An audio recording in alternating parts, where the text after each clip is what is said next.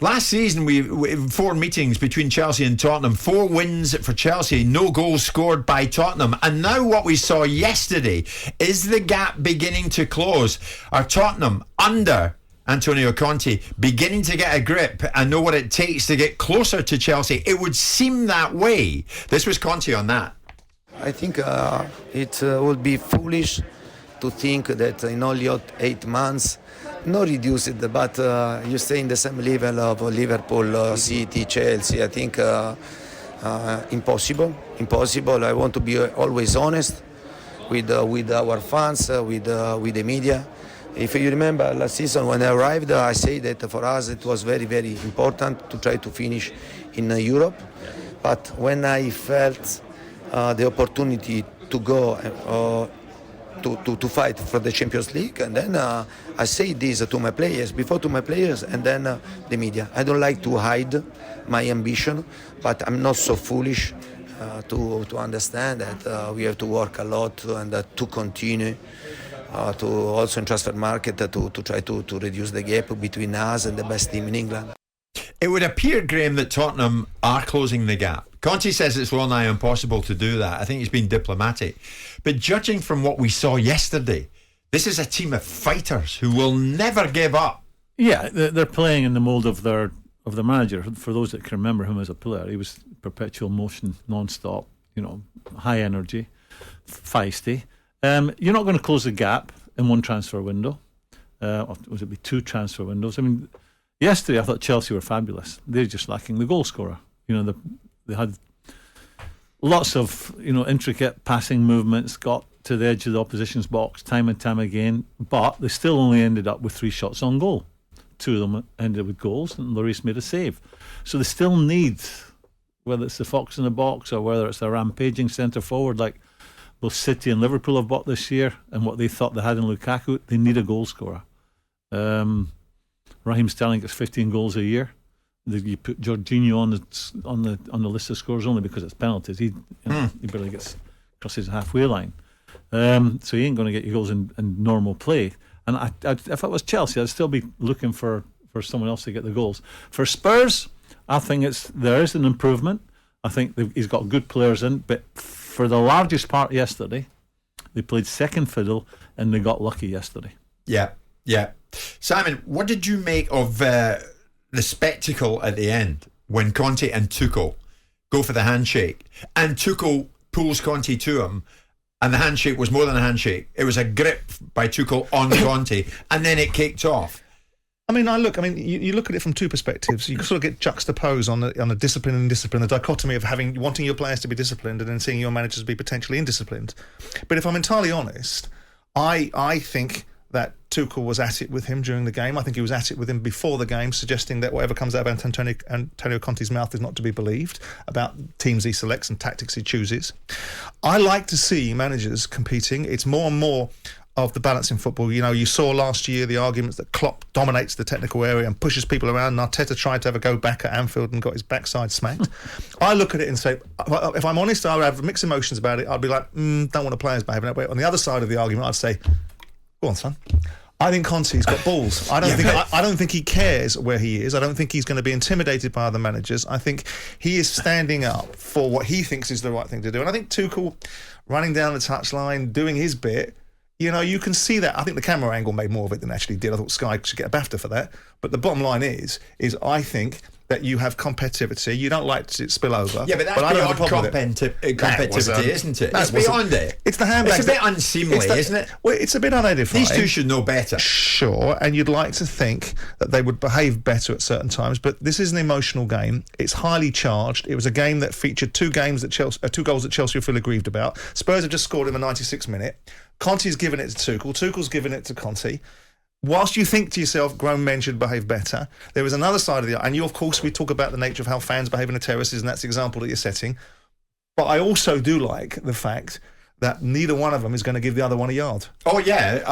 Not an inch. I think you called it pure entertainment, Graeme. Is it pure...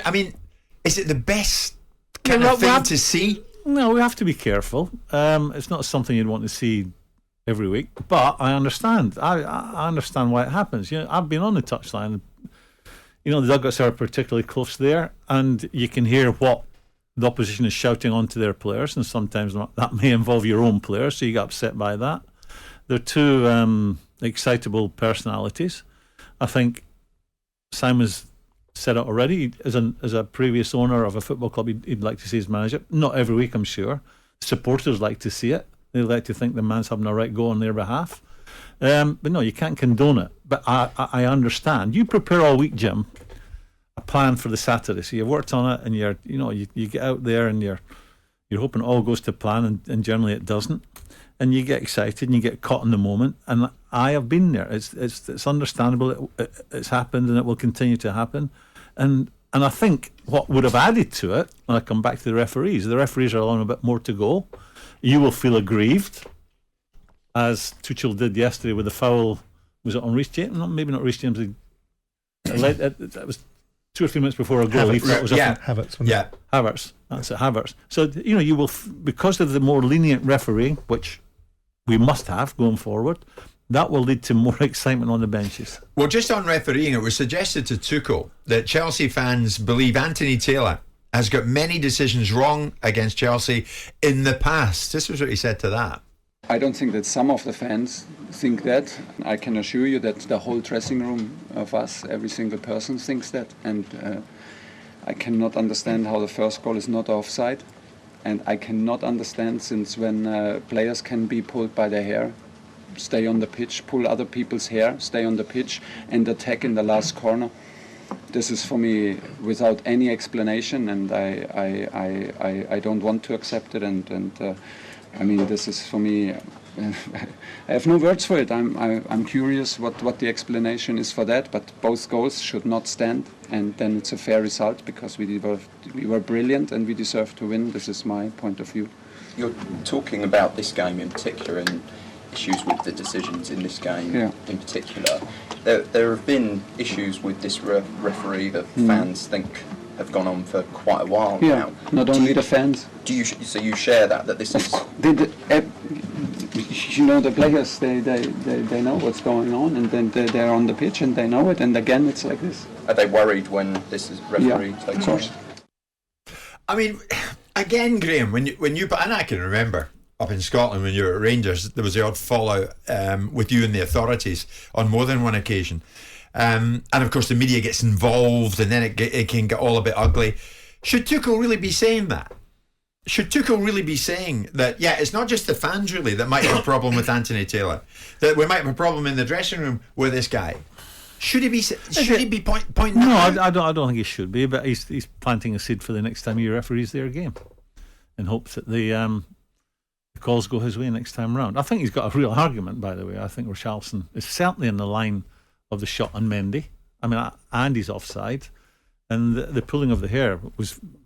I mean, if you look at it again, the referee got a total sight of it. There's no one come between him and the incident, so he can see everything that's taken place. His focus should only be on that, because this is long before the ball gets to the group of players on the near post, when they all jump, and that's you're thinking of maybe a foul in there. But the pulling of the hair happened before that ball got to the near post, and his focus would have been normally on that. So and he could only have been 5 or 6 yards away. So But he might think it, Graham, should he say it? Because now this morning we understand the FA are investigating Tuchel's comments. Well, so he lands in hot water, and he knows he'll land in hot water, so why say it? I think sometimes managers do that, knowing they risk getting a fine, because they feel that strongly about it, or they're playing the long game by planting a seed for the next time they have that referee. So they're happy to take the hit, the fine, because they've got out what they wanted to get out in the public domain. And they planted a seed. They're playing to the gallery. I mean, I don't happen to concur with Graham's view about the first goal, because if you look at the angles behind it, and I watched it at detail, it shows that Mendy can clearly see the ball when it's being struck. And then you look at the fact that when it goes in, the first thing the goalkeeper doesn't do is complain about the nature of the decision as a result of him being blocked by a player standing in his line. The Cucurella thing, these are rules. This is the law is an ass. This isn't the rules that are put in place. These are the rules that talk about violent conduct. And the fact that hair pulling isn't a violent conduct, ridiculous as it may be, that is the law is an ass. Now, Tuchel, fines for managers, when you're on £10 or £15 million a year, you go and get a £50,000 fine, it falls out of your pocket on the way to the tribunal. It's not a big deal. And you've played to the gallery, you've made your point, you've turned around and not so much virtue signal, but you've certainly signalled to the audience that you're not happy with it. I think referees make bad decisions. If there's an argument that's being put forward that they've got some sort of conspiracy theory, like at the third gunman on the grassy knoll, and everyone's against Chelsea, I think that's nonsense. You get good referees and bad referees. Every time we had David Ellery or Uriah Rennie, I used to cry because they were so poor or so busy giving players lectures. But necessarily being biased, I don't know what Graham thinks, but I don't think I think they make decisions. No, they Referees get it are wrong. not biased, Graham. They get it wrong sometimes. I've never experienced someone that I believe was carrying a stroke vendetta on to the next game. Yeah. Well, going back to the goal, Simon, don't you think? Well, he was saying, Tuchel was saying that Richarlison was offside, which he was, and I think Mendy goes down very slow to the ball, which would suggest he's not seen it early. And I think it depends what coloured shirt you had on yesterday. A blue one, you think it was, right. It was offside and you couldn't see it. If you're a Spurs man, you think it should stand. Well, Tuchel's saying in no uncertain terms, we're not having this particular referee, we're just not having Anthony Taylor. The fans aren't having him, and in actual fact, neither are we. But now we hear the FA are looking at Tuchel's comments this morning. Almost inevitable, isn't it? It's 10:30. Jim White and Simon Jordan. Monday to Friday mornings from 10 on AM, on DAB, via the talkSPORT app and on your smart speaker. talkSPORT.